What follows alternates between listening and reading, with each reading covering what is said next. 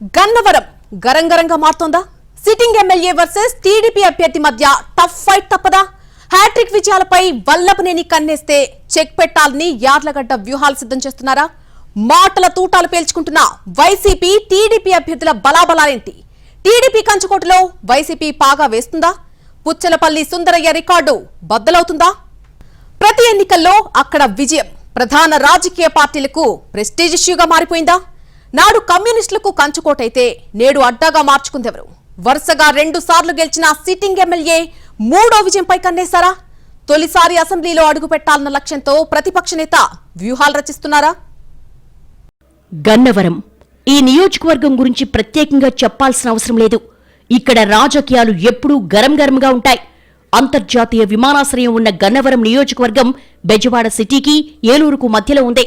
ఇక్కడ ఓటర్ల తీర్పు కూడా విలక్షణంగా ఉంటుంది. స్వతంత్ర అభ్యర్థుల్ని ఆదరించడంలో గన్నవరం ఓటర్లది పెద్ద మనస్సు. ఇప్పటి వరకు 2 సార్లు స్వతంత్ర అభ్యర్థుల్ని గెలిపించిన చరిత్ర గన్నవరం ఓటర్లది. పుచ్చలపల్లి సుందరయ్య తర్వాత వరుసగా 2 సార్లు గన్నవరం నుంచి ఎమ్మెల్యేగా గెలిచిన వారూ లేరు. ఈ రికార్డును ప్రస్తుత sitting MLA Vallabhaneni Vamsi break చేశారు. 2014, 2019లో తెలుగుదేశం పార్టీ తరపున పోటీ చేసిన వల్లభనేని వంశీ 2 సార్లు వరుసగా గెలిచి హ్యాట్రిక్ కొట్టాలన్న లక్ష్యంతో పనిచేస్తున్నారు.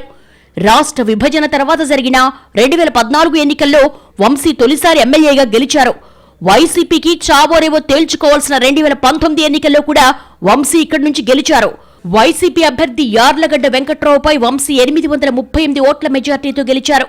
వంశీ 2019లో గెలిచిన తర్వాత వైసీపీకి జై కొట్టినా 2023 వరకు టీడీపీ ఇన్ఛార్జిగా కూడా లేకుండా పోయారు. ఈ సమయంలో పార్టీ అనేక మందిని వంశీకి ప్రత్యర్థులుగా గన్నవరం పంపాలని భావించినా కుదరలేదు.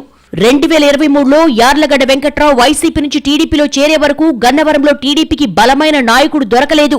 2019 ఎన్నికల్లో గన్నవరం సీటు రాష్ట్ర వ్యాప్తంగా హాట్ టాపిక్ గా మారింది. ఎన్నికలకు ముందే ఎమ్మెల్యే వంశీ, వైసీపీ అభ్యర్థి యార్లగడ్డ వెంకట్రావు మధ్య వ్యవహారం రచ్చకెక్కడంతో అందరి ఫోకస్ గన్నవరంపైనే పడింది. వంశీ యార్లగడ్డ వెంకట్రావు ఇంటి దగ్గర చక్కర్లు కొట్టడం, వెంకట్రావుకు ఫోన్ చేయడం, ఎన్నికల తర్వాత వెంకట్రావుకు తన స్టైల్లో సన్మానం చేస్తానని అనడం వంటి కవ్వింపు చర్యలతో గన్నవరం గరంగా మారింది. పోలింగ్ సమయంలో విజయవాడ రూరల్ పోలింగ్ కేంద్రాల్లో రిగ్గింగ్ చేశారని వెంకట్రావు వర్గం రాస్తారోకోలకు దిగడం, వంశీ రాకతో పోలింగ్ సమయంలోనే తీవ్ర ఉద్రిక్తతలు చోటు చేసుకున్నాయి. ఫైనల్ గా ఈ ఎన్నికల్లో వంశీకి 2014 కంటే మెజార్టీ తగ్గినా స్వల్ప ఓట్లతో గెలిచి బయటపడ్డారు. అయితే ఈసారి సీన్ రివర్స్ అయింది. అభ్యర్థులుగా వంశీ, వెంకట్రావు ఉన్నప్పటికీ సింబల్స్ మారాయి. గత ఎన్నికల్లో టీడీపీ నుంచి పోటీ చేసిన వంశీ ఈసారి వైసీపీ నుంచి బరిలోకి దిగారు. 2019లో వైసీపీ అభ్యర్థిగా ఉన్న యార్లగడ్డ వెంకట్రావు ఈసారి టీడీపీ అభ్యర్థి పోటీ చేస్తూ ఉండడంతో గన్నవరం రాజకీయాలు రసవత్తరంగా మారాయి. అదే సీటు, అదే అభ్యర్థులు, పార్టీలు మారి బరిలోకి దిగడంతో గన్నవరం రాజకీయాలు రసకందాయంలో పడ్డాయి. ఈ నియోజకవర్గంపై 2 తెలుగు రాష్ట్రాల్లో బెట్టింగ్లు భారీగా జరిగే స్థాయికి వెళ్లింది. గన్నవరం రాజకీయాలు 2014 నుంచి 2019 వరకు ఒక విధంగా ఉంటే 2019 నుంచి 2024 వరకు మరింత సంక్లిష్టంగా మారాయనే చెప్పాలి. 2014 ఎన్నికల్లో టీడీపీ నుంచి వల్లభనేని వంశీ వైసీపీ అభ్యర్థి దుట్టా రామచంద్రరావుపై గెలిచారు. ఆ సమయంలో టీడీపీ అధికారంలోకి వచ్చింది. వైసీపీ అధిష్టానం 2019లో యార్లగడ్డ వెంకట్రావు అభ్యర్థిత్వాన్ని ఏడాది ముందుగా మాత్రమే ఖరారు చేసింది. అయితే 2019లో గెలిచిన తర్వాత వైసీపీకి జై కొట్టారు వంశీ. దీంతో అప్పటికే ఆయన మీద ఓడిపోయిన దుట్టా రామచంద్రరావు, యార్లగడ్డ వెంకట్రావు తమ వర్గాలతో కలిసి వైసీపీలోనే ఉంటూ వంశీతో వర్గపోరు నడిపారు. వెంకట్రావు, దుట్టా రామచంద్రరావు వర్గాల మధ్య వల్లభనేని వంశీ గన్నవరంలో ఇరుకున పడ్డారు. అదే సమయంలో వంశీ వైసీపీలోకి రావడంతో ఈ 2 వర్గాలకు కూడా ఇబ్బందికరంగా మారింది. దీంతో అలర్ట్ అయిన యార్లగడ్డ వెంకట్రావు వైసీపీని వీడి టీడీపీలో చేరడంతో వంశీతో వర్గపోరు కొంత తగ్గింది. అయితే దుట్టా రామచంద్రరావు వైసీపీలోనే ఉన్నా ఆయన వర్గం మాత్రం అంతర్లీనంగా ఎన్నికల్లో యార్లగడ్డ వెంకట్రావుకు సహకరిస్తుందనేది వంశీ వర్గం ఆందోళన వ్యక్తం చేస్తోంది. దుట్టాను వంశీతో కలిసి పనిచేయించడానికి పార్టీ అధిష్టానం చేపట్టిన అన్ని చర్యలు, చర్చలన్నీ కూడా విఫలమయ్యాయి. టీడీపీలో గతంలో కీలకంగా వ్యవహరించి గన్నవరానికి 2 సార్లు ఎమ్మెల్యేగా పనిచేసిన దాసరి బాలవర్ధన్ రావు 2019 ఎన్నికల్లో యార్లగడ్డ వెంకట్రావు కోసం పనిచేశారు. తాజాగా మళ్లీ ఈసారి కూడా యార్లగడ్డ కోసం దాసరి బాలవర్ధన్ రావు పనిచేస్తారని యార్లగడ్డ వర్గం చెబుతోంది. గన్నవరంలో వంశీ వ్యతిరేక వర్గంగా ఉన్న వాళ్ళందరినీ యార్లగడ్డ తనకు సహకరించేలా చేయడంపై స్పెషల్ ఫోకస్ పెట్టారు. దీంతో ఈ అసెంబ్లీ ఎన్నికలు యార్లగడ్డ వెంకట్రావు వర్సెస్ వంశీమోహన్ గా మారాయి. గన్నవరం సీట్ను టీడీపీ తరపున 2009లోనే వంశీ ఆశించారు. అయితే అప్పుడు కుదరకపోవడంతో బెజవాడ ఎంపీగా పోటీ చేసి ఓటమి పాలయ్యారు. 2009 ఎన్నికల కంటే ముందు నుంచే వంశీ గన్నవరం ట్రస్ట్ పేరిట సేవా కార్యక్రమాలు నిర్వహిస్తూ నియోజకవర్గంలో పట్టు పెంచుకున్నారు. 2 సార్లు వరుసగా ఎమ్మెల్యేగా గెలవడం ద్వారా వంశీ తన పట్టేంటో అందరికీ తెలిసేలా చేశాడు అనేది ఆయన వర్గం చెప్తోంది. వంశీ స్వస్థలం గన్నవరంలోని ఉంగుటూరు. ఆయన లోకల్ వ్యక్తిగా అందరికీ పరిచయం. యార్లగడ్డ వెంకట్రావు నాన్ లోకల్ వ్యక్తి. పెనమలూరు నియోజకవర్గంలో యార్లగడ్డ స్వస్థలం. వాస్తవానికి వెంకట్రావుకు తొలుత పెనమలూరు సీట్ ఇవ్వాలని జగన్ను కోరినా ఆయన గన్నవరం వెళ్లమనడంతో ఇక్కడికి వచ్చి పోటీ చేశారు. గతంలో నాన్ లోకల్ అభ్యర్థులను కూడా గెలిపించినప్పటికీ లోకల్ వ్యక్తులకు గన్నవరం ఓటర్లు ఎక్కువగా పట్టం కట్టారనేది చరిత్ర. 1983 టీడీపీ ఆవిర్భావం తర్వాత ఎక్కువసార్లు గన్నవరంలో టీడీపీ గెలిచింది. 1983 నుంచి 6 సార్లు టీడీపీ అభ్యర్థులు ఇక్కడి నుంచే గెలిచారు. 1994, 2004లో స్వతంత్ర అభ్యర్థులు ఇక్కడి నుంచి గెలిచారు. మల్లపల్లి పారిశ్రామికవాడ, బ్రహ్మలింగయ్య చెరువు, విజయవాడ అంతర్జాతీయ విమానాశ్రయంతో గన్నవరం నియోజకవర్గానికి ప్రత్యేక గుర్తింపు వచ్చేలా చేసింది. గన్నవరం అసెంబ్లీ సీటు దక్కించుకోవడం ఒక సవాలైతే గెలుపు మరో లెవెల్గా చెప్పుకోవచ్చు. మచిలీపట్నం పార్లమెంటు పరిధిలో గన్నవరం ఉంది. ఉమ్మడి కృష్ణా జిల్లాలో పార్టీలు ప్రతిష్టాత్మకంగా భావించే నియోజకవర్గాల్లో గన్నవరం ఒకటి. ఈ నియోజకవర్గం తెలుగుదేశం పార్టీకి కంచుకోట.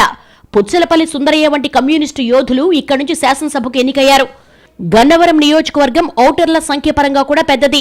దాదాపు 2.80 లక్షల వరకు ఓటర్లు ఇక్కడున్నారు. బాపులపాడు, గన్నవరం, ఉంగుటూరు, విజయవాడ రూరల్ మండలాలు గన్నవరం నియోజకవర్గ పరిధికొస్తాయి. 105 గ్రామాలు, 84 పంచాయతీలు ఉన్నాయి. 65,000 ఎస్సీ ఎస్టీలు, 20,000 కాపులు, 40,000 కమ్మ, బీసీలు 50,000, రెడ్లు 15,000 వరకు ఉన్నారు. సామాజిక వర్గాల పరంగా చూస్తే ఎస్సీ ఎస్టీలు ఇక్కడ కీలకంగా వ్యవహరిస్తున్నారనేది లెక్కలు చెప్తున్నాయి.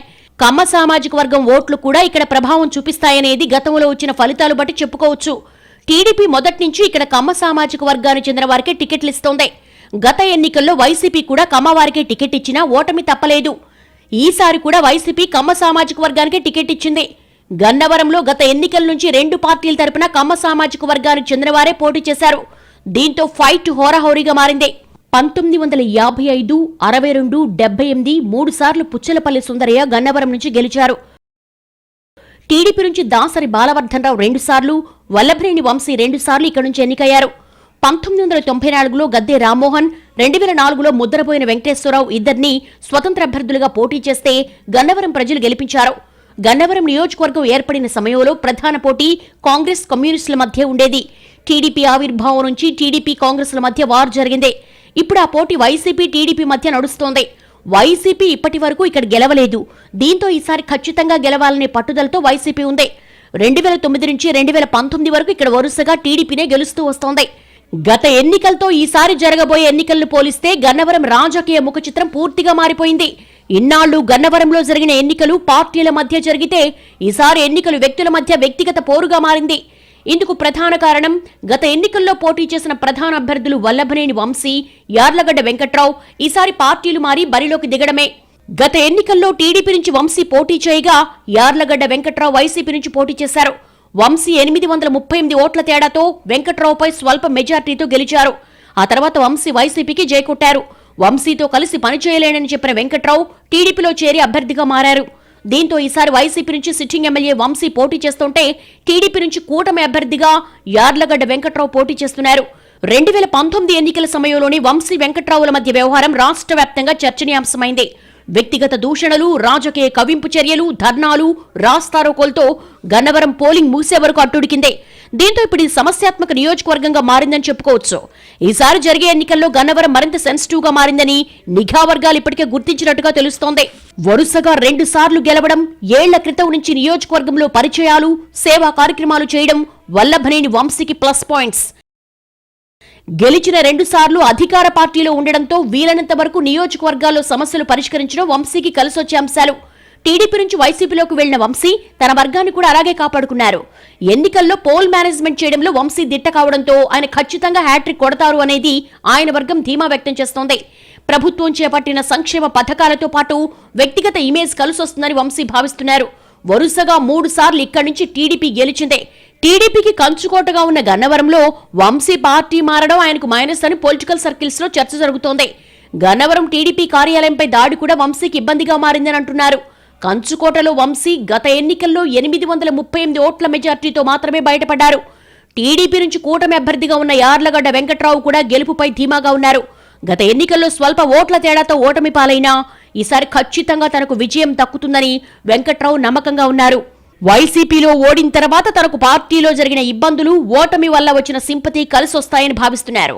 వైసీపీ కోసం పనిచేస్తే తనను కాదని వంశీకి పగ్గాలివ్వడంతో వైసీపీలో ఉన్న వారి సింపతి కూడా తనకు వర్కౌట్ అవుతుందని యార్లగడ్డ ఆశలు పెట్టుకున్నారు. టీడీపీ కార్యాలయంపై వంశీ వర్గం దాడి, వైసీపీలో వంశీ చేరిక వల్ల అసంతృప్తిగా ఉన్న వైసీపీ కేడర్, వైసీపీ నేత దుట్టా రామచంద్రరావు దోస్తీ తనకు కలిసొస్తాయని వెంకట్రావు భావిస్తున్నారు. జనసేన బీజేపీ పొత్తు కూడా తనకు అదనపు బలంగా మారుతుందని యార్లగడ్డ లెక్కలేసుకుంటున్నారు. గతంలో తన ఓటమికి కారణమైన విజయవాడ రూరల్ ప్రాంతంపై ఎక్కువగా ఫోకస్ పెడుతున్నారు. ఎన్నికల ఖర్చు విషయంలో కూడా వంశీ వెంకట్రావు వెనక్కు తగ్గడం లేదు. గన్నవరంలో గెలిపే ధ్యేయంగా వెళ్లడంతో పోటీ నువ్వా నేనా అన్నట్టుగా మారిందే.